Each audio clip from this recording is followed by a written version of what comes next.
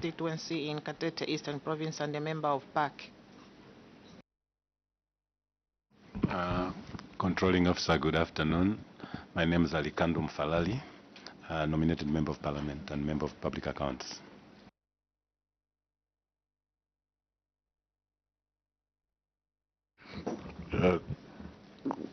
Good afternoon, Controlling Officer and your team. I'm Imango Mnyima Jr., Member of Parliament for Nalolo Constituency in Western Province, in Nalolo District, and a member of this committee. I'm Honorable Umai Victor, MP for Chavuma. Thank you, Chair. Good afternoon, Controlling Officer with your team. My name is Jonathan Daka, Member of Parliament for Chadiza Constituency and also a member of the Public Accounts Committee. Thank you. Thank you, Chair. My name is Nicholas Mukumbi, a Member of Parliament for Solwezi West Constituency. That's in Karumbira District of Northwestern Province, and I'm a member of this committee. Thank you, AG. Thank you, Chair. My name is Mbewe Francis, Acting Auditor General. I'm accompanied by Mr. Patrick Simsokwe, Director Ministerial, Madam Grace Chanda, Director Revenue, Mr. Chata Manyepa, Senior Auditor, Mr. Charles Namakando, Senior Auditor, Mr. Martin Kawewe, Auditor, Mr. Sinyani Piarao, Mr. Simon Munyama, Senior Auditor, Chata Manyepa, Senior Auditor, and yeah, that's all. Thank you. Thank you, Accountant General's Office. Afternoon, PS and your team. My name is Edward Zimbizi from the Office of Accountant General. I'm accompanied by Ms. Malisawa. Thank you. Controller's Office. Thank you. Media, is there media? Yeah, thank you so much. PS, I'm Honorable Warren Shishamwambazi, Member of Parliament for Bwanamkuba Constituency in the Copper Belt in Ndola District, and I'm the chairperson of the Public Accounts Committee. Let me take this opportunity to welcome you to this meeting. PS, before you proceed, as Minister of Finance, we did also indicate to your colleague that you should also show us some level of seriousness in your preparation of document. I think Minister of Finance is not the first time you're appearing before this committee. You've been coming. And we've already wasted a day yesterday because information which was filed before the clerk was not properly done. So it's important that even as we speak, we are proceeding with paragraph 26. Is it? To that effect, because some other documents are not properly lined. I don't know, Secretariat, if they've managed. But let me take this opportunity to confer you with immunity in accordance with Cap 10 of the National Assembly Powers and Privileges Act, which entails that whatever you submit before this committee, you are protected. But however, if you intend to mislead willingly, the same act will work against you. You follow the deliberations according to Standing Order number 175, which requires witnesses to follow, observe instructions of the chairperson, who's myself. So I'll also then invite you to make your submission by observing the following order. Read the query as it appears in the Auditor General's report. Mention the amounts involved where applicable and your response to that effect as the Minister of Finance. Thereafter, honorable members will ask you questions to that effect. So PS, I'll ask you to proceed and make submission on paragraph 26. You can proceed. Thank you, Honorable Chair and members of the committee. Chair, maybe we need to do a bit of introduction because we haven't done the introduction. So you can proceed with the introduction, yes. Thank you, Chair. My name is Dennis Tsenda, Permanent Secretary in the Ministry of Finance National Planning, in charge of Economic Management and Finance. Let me ask my colleagues also to introduce themselves.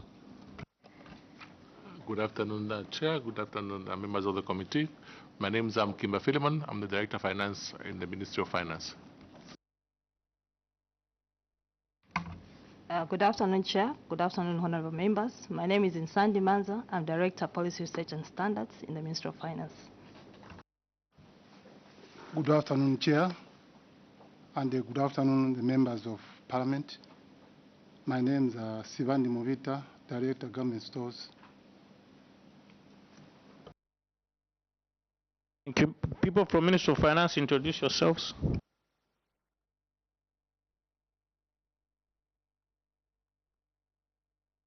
As you introduce yourself.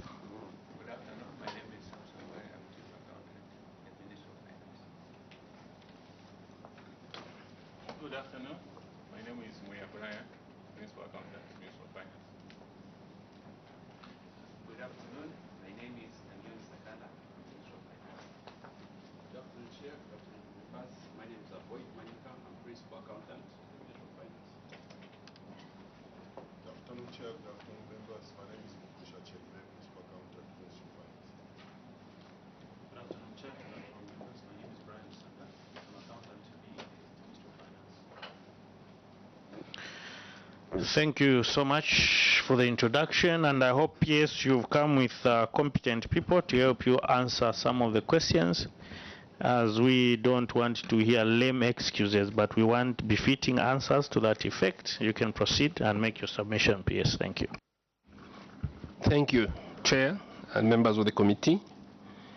Chair, in our memorandum of audit findings on the first page, page 1, the first issue under A is budget funding and expenditure.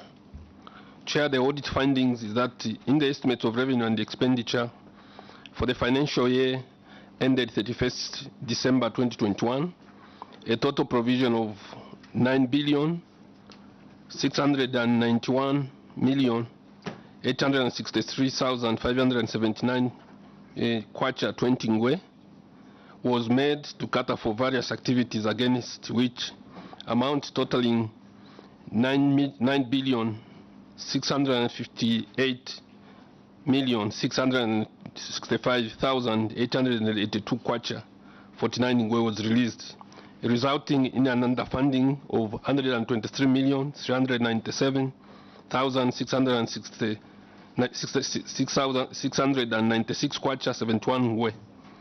Although the ministry was underfunded, amount totaling 8,794,172,909 kwacha 70 ngwe had been spent, leaving a balance of 774,292,972 kwacha 29 ngwe. Chair, on page 2 is our response. The auditor's observation is noted. The breakdown of unspent fund is as follows. Chair, there is a table there for under personal emoluments. There was 774,762,421 kwacha 79 ngwe. For capital expenditure is 4,753,326 kwacha. Recurrent departmental charges is 24,777,225 kwacha. The total amount is 774,292,972 kwacha 79 ngwe. The committee may wish to note that a total of 744,662,421 kwacha 79 ngwe was funded in order to facilitate payment of revised salaries, arrears, and other personnel emoluments for constitutional and statutory office orders. However, as at 31st December 2021, the statutory instrument for the increment was not signed, hence payment could not be effected. The second bullet, Chair, is the amount of 4,753,326 kwacha relating to procurement motor vehicles was funded on 16th December 2021, but due to the lengthy procurement procedures, procurement could not be concluded by the end of the year. The funds were retained and have been supplemented in the 2020 financial year. The vehicles have since been procured in the year 2022. The next bullet, Chair, is the amount relating to 24,777,225 kwacha was meant to undertake various activities and the commemoration of public events which could not be undertaken due to COVID pandemic restriction. The breakdown, Chair, on the amount above is in the table below, and Chair, it details for each and every department the amount and the activities related to those amounts. I don't know, Chair, maybe I need to go through each of the activities. No, I can skip the table. Thank you, Chair. So this is the detail, Chair, for the amount of 24,777,225 kwacha. Chair, I go to page 3 of the submission. That's the continuation of the table. And on page 4, Chair, that's item B, is cancellation of the concession agreement, loss of public funds. Audit funding, Chair, states that on 27 July 2000, the government entered into a concession agreement with Mpulungu Harbour Management for the operation of Mpulungu Harbour in Northern Province for a period of 25 years with effects for 1st September 2000. On 1st September 2005, the government terminated the concession agreement and the matter was referred for arbitration. Subsequently, an arbitral award of $38 million, $729,778.93 cents was given in favor of Mpulungu Harbour Management Limited, of which government unsuccessfully appealed. On 30th April 2020, the High Court ruled that the government pays Mpulungu Harbour $38,729,778.93 as principal and 6% simple interest per annum from 29 December 2010 up to the date of the final award.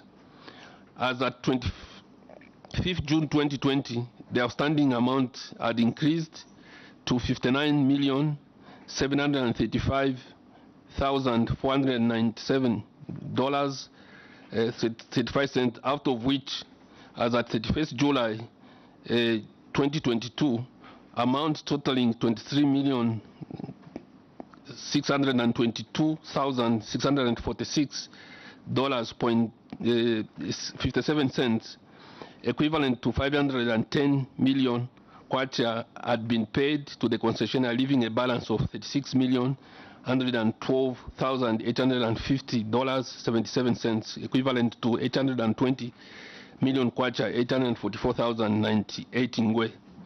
As the table below, Chair, is tabulate the outstanding amount, what has been paid, and the amount presented in both dollars and kwacha.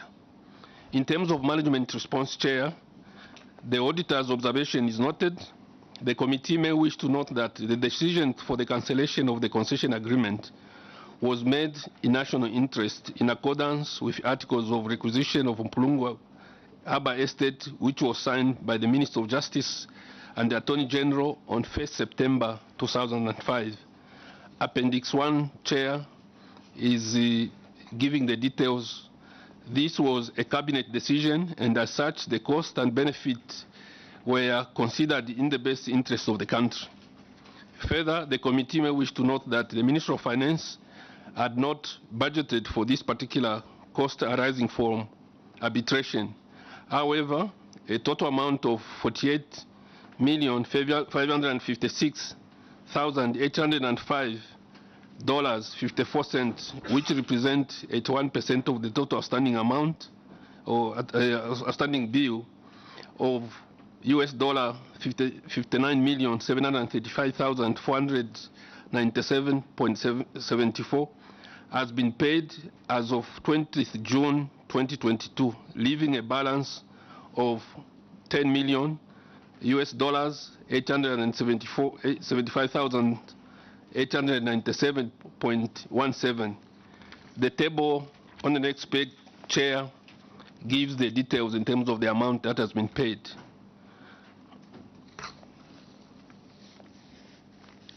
The next item, Chair, or rather the last chair, but the balance which is remaining, chair, below the table, they are indicating that this amount, balance of $10,875,897.17 will be liquidated in the next financial year, so that this amount is paid in total.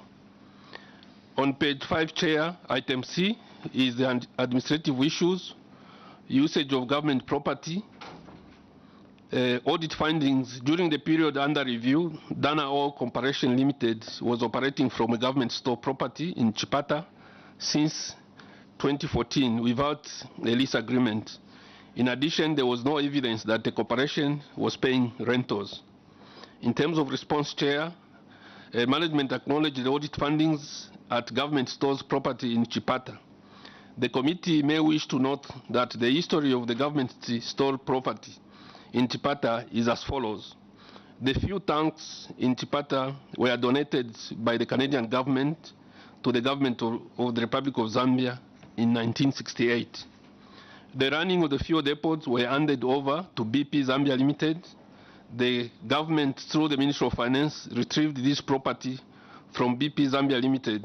However, it was discovered that Dana Oil was already operating the Chipata depot as a sitting tenant.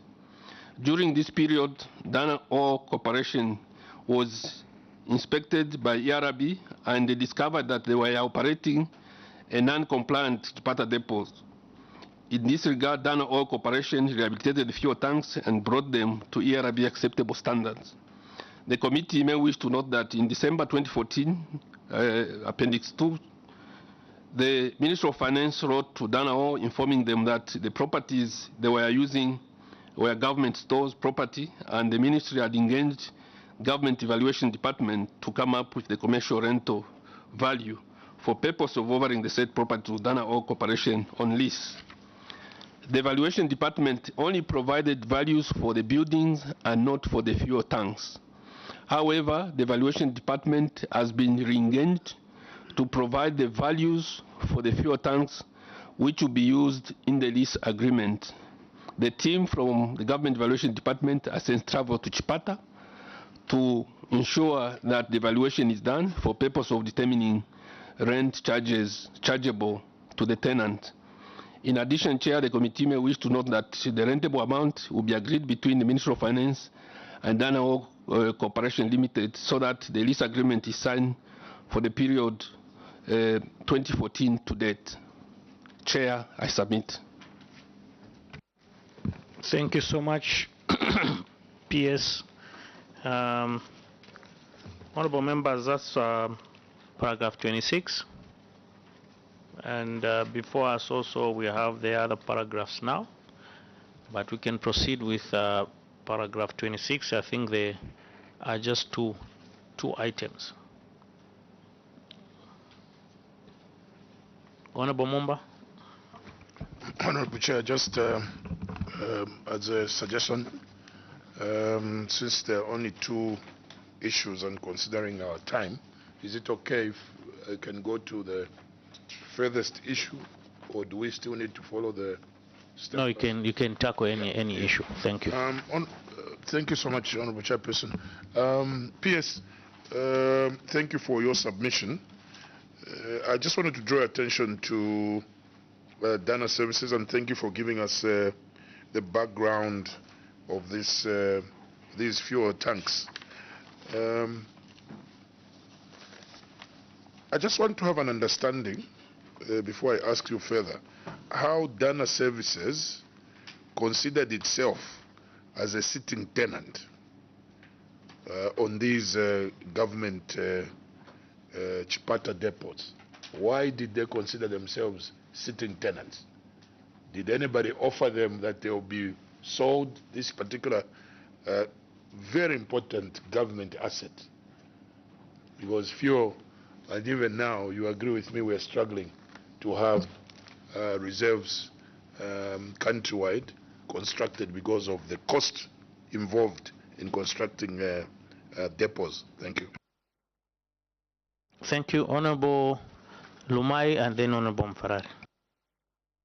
Yeah, thank you, Chair. In the interest of time, I just want the controlling officer to help this committee understand the logic behind where you can keep 744.8 million for constitutional office holders in the absence of statutory instrument being signed. So on what basis did you arrive at this figure that we are going to keep this money for who to be constitutional office bearers before a statutory instrument is signed? Thank you. Honorable Mfarari, you can proceed. Thank you, Chair. Chair, straight to the PS. PS, you are giving information to this committee which is not in full. Let me just go back straight to where Honorable Mumba and Honorable Umai are. There's a letter written to Dr. David Nsama. It should be Nama, yeah. That's what, there must be a correction. It's not Nsama, it's Nama. It's in response with some letter that came to the PS then. I think it came to the PS. And that letter, I have not attached it to show from where was Dr. Nama coming from. Why was he writing? And then and I think that is in line with what the honorables are asking. Say, how did he find himself as a tenant there? You have just given us a letter. Secondly, I think the other issue you have, the other issue is on repossession of Mpulungu Harbour. You have just given us the letter that was written to the managing director and also the requisition or the requisition and repossession attachment, which is article of requisition and Mpulungu Harbour Authority. You have not given us a basis on how you had put in agrofuel to go in there. I think that's why I'm saying you are giving us half-baked information, because you have not given us the full detail of what really happened here. The requisition ended up into a public fund loss. And you have just indicated that actually this money will be paid by 2023. How did you advise Cabinet as ministry to move in as a ministry? Actually, you moved in as a ministry to repossess this harbour, and you now ended up paying colossal sums of money. Was this done haphazardly? Was it well informed? Was there any technical report to that effect to indicate that this harbour must be repossessed, and any articles of the agreement that were breached thereafter? I submit, Chair. Thank you. PS, you can answer those three questions for now. You can proceed. Thank you, Honorable Chair. Chair, in the case of Danahol took over the operation of BP. BP were the tenant in of the property who are running that fuel depot. After the BP pulled out, they left that responsibility to Dana Oil, who took over the operation of BP. Honorable Chair, let me ask the Director Government Stores, who was in charge of this fuel depot, just to provide extra information. Thank you, Director Government Stores. You can proceed. Introduce yourself again, I think, so that we just... Thank you, Chair. My name is Sivandi Movita, Director of Supplies at Government Stores, Minister of Finance. I just wish to indicate to you, Chair, that the fuel tanks which we are talking about, it was a donation which came from Canadian government during the UDI. And they donated these fuel tanks in order to cushion the fuel supply during the UDI. That was in 1966, 1967. So Canadian government donated in these fuel tanks in 7 provinces, including Chipata. Now, Chipata fuel depot and the Mansa and the Kasama they were handed over to Indigo Estates, and the Indigo Estates lead it to BP, and the BP were the people who were given the lease agreement to operate these fuel depots. So at a time when there was a liquidation and selling of the Indigo Estates, so BP bought these assets, including Chipata Depot.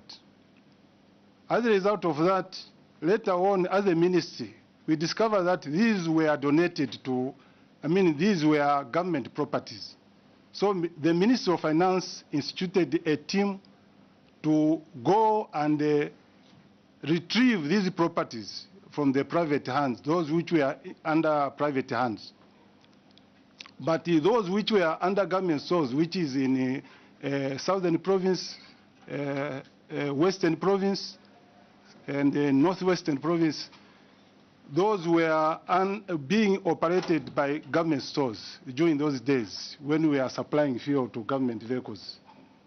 So as a result of that, we were able to go to BP by that time, and they indicated to us that they had sublet the Chipata Depot to Mr. Dr. Nama, that is Dana Oil Corporations. And BP continued to operate in these other areas, the two areas which is Kasama and Mansa. So we were able to go through the office of the PS, and then we discovered that since they were already sitting tenants that side, that's how we continued to engage them, to say now we'll be able now to sign an agreement, the lease agreement, so that they will be paying rentals to government, since they were already sitting tenants. So this is how Dana Corporation were able to find themselves, because they were not given by us as government, but they were given by BP. They were subletted by BP to operate that area. So I submit, Chair.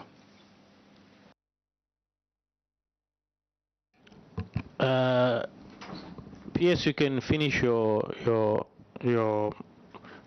answering, then honorable members will make follow-up questions.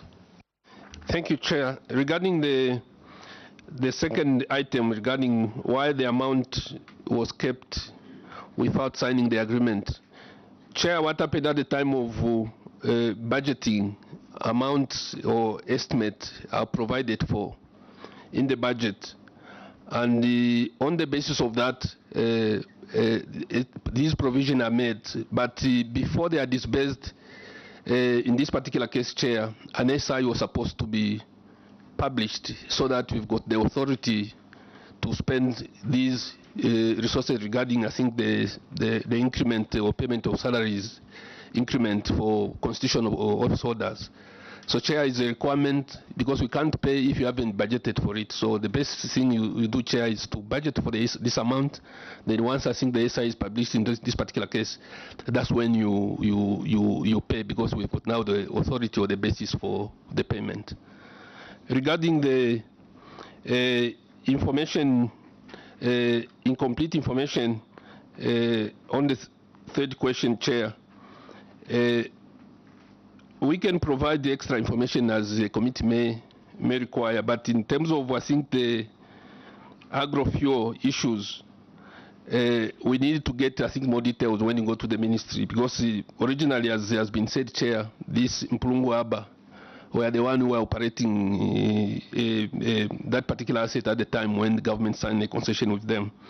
But in terms of the latest information, I think, Chair, I seek your indulgence, we can go back to the ministry so that the extra information can be provided to the committee in terms of how agro-fuel came in. I submit, Chair.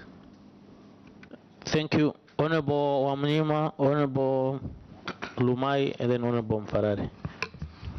Thank you, Chair. I was looking at the response on budget funding and expenditure, particularly on page 6, where they are talking of procurement of motor vehicles. I think bullet point 2, and the vehicles have been since procured in the year 2022. Controlling officer, where are the white books for these vehicles? Do you have the white books for these vehicles you procured? Or proof of procurement for these vehicles? Thank you. Honorable Lumai. Yeah, thank you, Chairperson.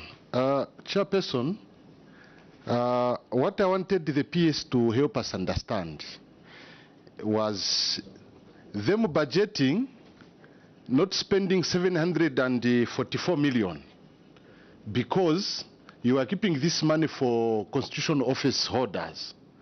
But now we are saying, at the time you were keeping this money, there was no statutory instrument signed yet. So what if the statutory instrument was not signed? How are you going to pay those constitutional office holders? Was it an arrangement where, as controlling officers, you already know that we are going to give you this money? Can we keep this money so that we force maybe Parliament to pass this SI, or we wait for it to be signed? How was this done? And also, Chair, secondly, on Mpulungu Harbour, they are saying that the $59 million was in the best interest of the country. And Chair, the 59 million is coming as a result government cancelling the agreement. And now we are paying in Mpulungu Harbour $59 million, the owners. Now, what I want to understand is, was Mpulungu Harbour going to generate that kind of money for that period, for them to say 59 million was in the interest of the country? Thank you. Honorable Mfarari, you had a question? Yes, Chair. From the look of things, Chair, through you to the PS, the other PS wrote in 2014. We are in 2022 about Dana storage facilities in Chipata. Why has it taken this long for you to, you are telling us stories here that, you know, British what, Canadians this, that. To us those are stories, because 2014 to date, you are still talking about coming up with a lease agreement with Dana, and what is really going on there? To me, it's a fairy tale, like where people are just telling stories. 2014 to 2022, you are still telling us that you would now do a lease agreement. Would Dana agree to such a lease agreement where you are saying you backdate it? You didn't have a lease agreement with Dana. Why, if you didn't have a lease agreement with Dana Corporation, how are you going to enforce the payment from 2014 or from the time they went into those storage facilities to date? What will we be able to help you in that fashion? The second issue is on the same, on the Mpulungu Harbour. In the best interest of public, whether it's national interest or best interest. This best interest, you are paying, or we are paying $59 million. Best interest, that's what you call. So where is the report that informs us that it was actually in the best interest for you to go the route that you went in, and the ministry decided to repossess? Where is the report that indicates that you actually did an evaluation and you saw that actually this evaluation will benefit Zambian people by them paying $59 million? Where is that report?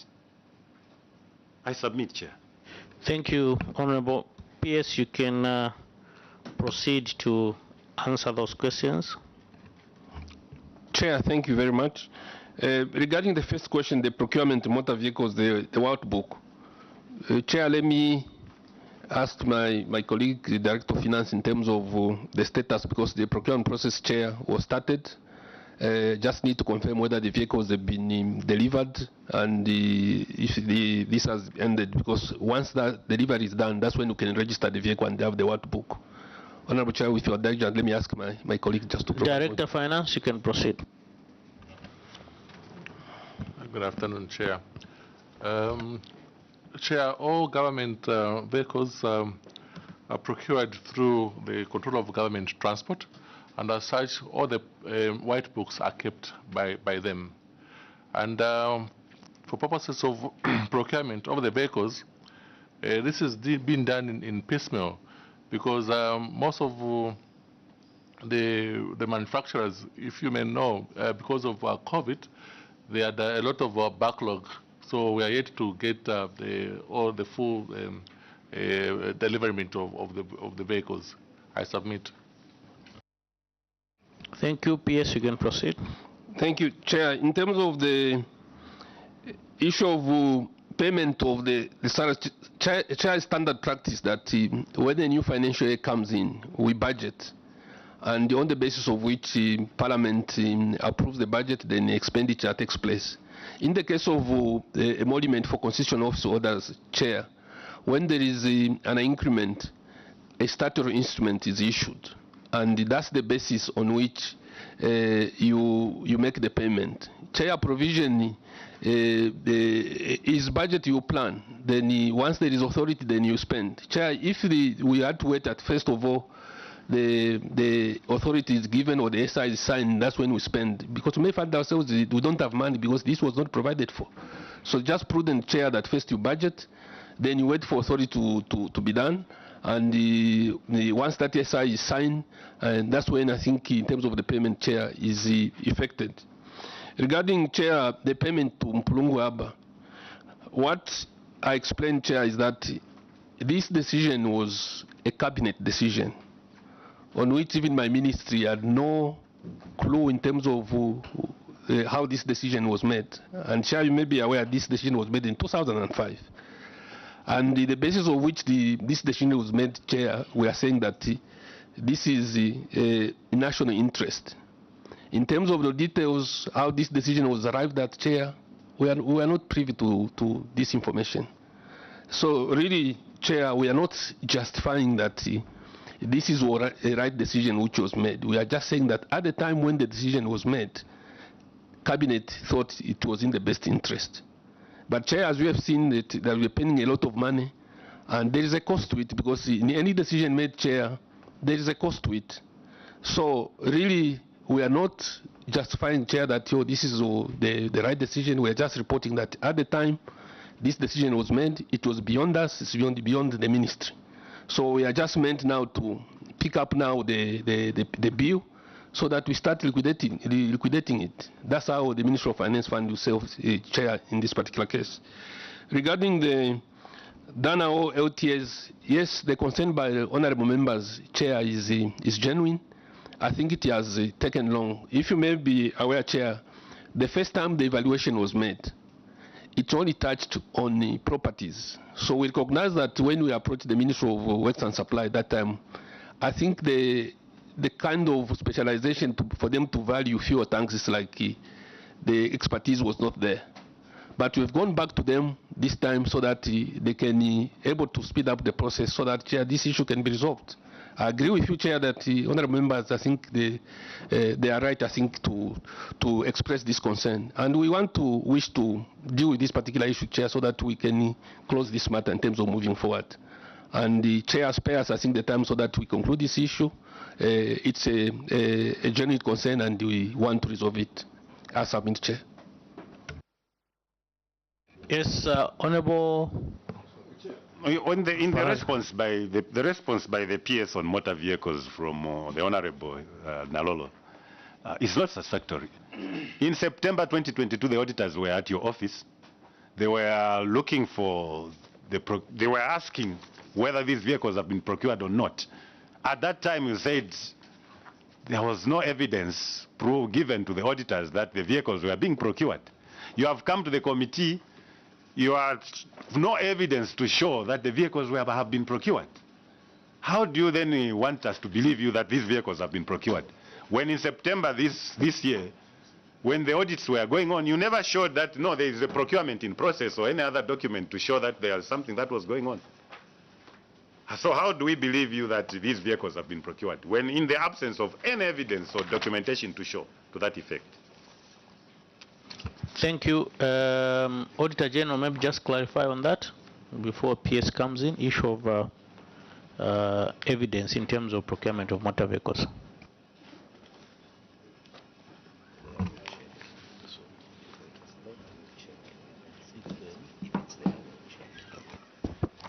The Chair, thank you very much.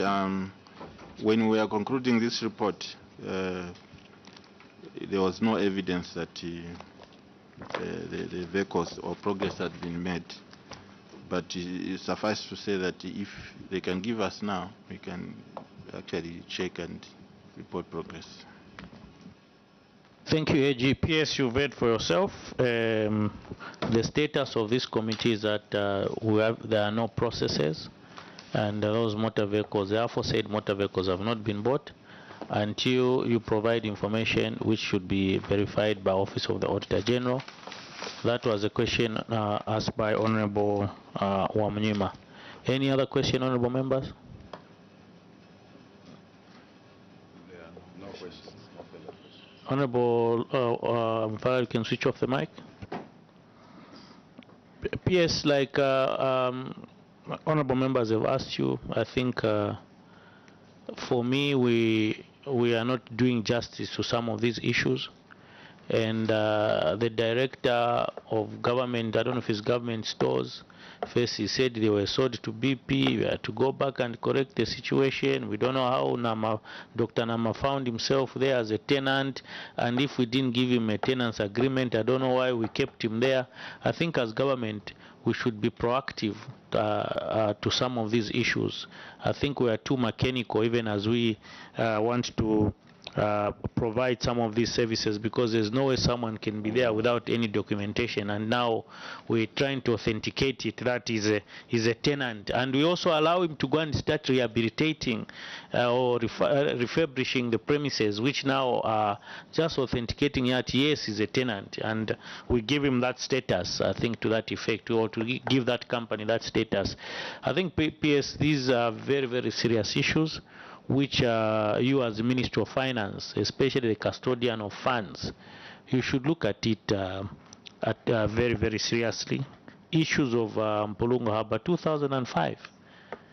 And we don't have a concession agreement inserted here. I was asking Auditor General, do you have a concession agreement which was later cancelled? It's not here. I think that should also be provided. Questions have not been answered to that effect. I think that is a position of this committee. Kindly to take note of that information is required. And honorable members, are there any further questions before I close this session? Yes. The PS came yesterday, and they were supposed to have been here with the ZRA and the team. Yes, but it's not provided for. Yesterday when they came, they were supposed to have, that head should have been covered yesterday. And tomorrow we are not actually attending to Ministry of Finance, we are proceeding to Transport. So, and he has not indicated to the House on the progress made in regard to the head that they didn't provide the appendices. So we are proceeding, and we have lost a day already, so I don't know. Thank you, Honorable Mufarari. I think I was going to ask for indulgence later, that we tackle those after we log into Parliament. They can come back. At 15 we do, at 9 and 10 then we conclude, so that tomorrow we don't disturb our program, because they're very small submissions. Then they can come with ZRA in the afternoon. That was my next agenda item, because we can't proceed now. Thank you. Thank you, honorable members. PS, I think you've heard our submission and what we've what require of you, also as also indicated by Office of the Auditor General. So would want those things highlighted and provided for their verification. Issues of motor vehicles, issues of concession agreement which was cancelled to that effect. So some of these things can be close to that effect. So please kindly do provide that. And also, I think with the guidance of Secretariat, page paragraph 10 and 9 are supposed to be done by the same PS, right? So PS will have to come back at 15:30 After we log in, then we come out, honorable members, then we can conclude these 2 paragraphs. So we expect to see you. For now, let me lift the immunity which was conferred before you. Yes, PS. Chair, regarding I think the yesterday's issue, because we are putting together the information. Okay. I need to inquire from my officers because the information was provided this morning in terms of the appendices from ZRA, okay, which were missing. Okay. So I don't know if the information will be ready for us to appear in the afternoon. But for the other one, Chair, we can appear in the afternoon, the paragraph 10, Chair. Okay. So I think Secretariat maybe guide us on the, have they provided what was needed?